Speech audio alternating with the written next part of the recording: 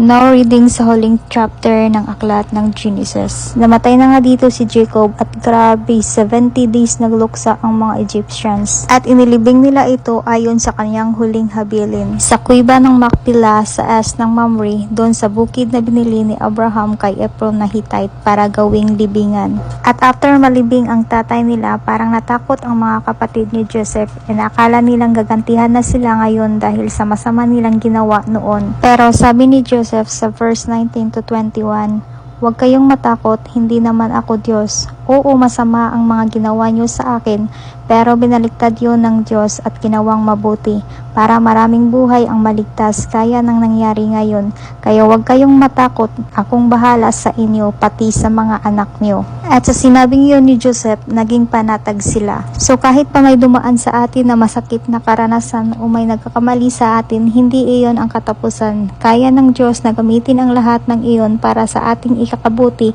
at para makatulong tayo sa iba. At makikita rin natin dito na hindi nagtanim ng galit si Joseph. Ipinakita niya na ang pagpapatawad ay hindi pagpapabuti sa nagkasala lang, kundi pagpapalaya rin sa ating sarili mula sa bigat ng nakaraan. Sabi pa nga ni Joseph, "Huwag kayong matakot, hindi naman ako ang Diyos." Kagaya na lang ng sabi ng Romans 12:19, hayaan niyo ang Diyos ang gumanti kasi sinabi sa scripture, sinabi ng Diyos, "Ako ang maghihiganti, pagbabayarin ko ang gumawa ng mali." Kaya huwag tayong mag-alala sa paghuhukom, na sa Diyos iyon. Hayaan na lang natin na siya ang magpasya, tayo ay magmahalan at magpatawad na lamang. Ipinapakita talaga sa atin ni Joseph dito na ang masama ay nagiging mabuti sa kamay ng Diyos. So kahit anong sakit o pagkakamali ang nagawa ng ibang tao sa atin, kahit anong sama ng sitwasyon o paghihirap na kinakaharap natin ngayon, meron pa ring magandang layunin ang Diyos para sa atin. Magtiwala lang tayo sa Kanya dahil siya ang may hawak ng ating bukas. At sa pagtatapos ng chapter na ito, dito din namatay si Joseph. At bago siya mamatay, ipinaalala niyang tutuparin pa rin ng Diyos ang kanyang pangako na ibalik sila sa lupang pinangako niya. So ang pangako ng Diyos ay hindi naluluma. Hindi nakakalimot ang Diyos, tutuparin niya ang plano niya sa tamang panahon. At yun lamang po, bye-bye, God bless.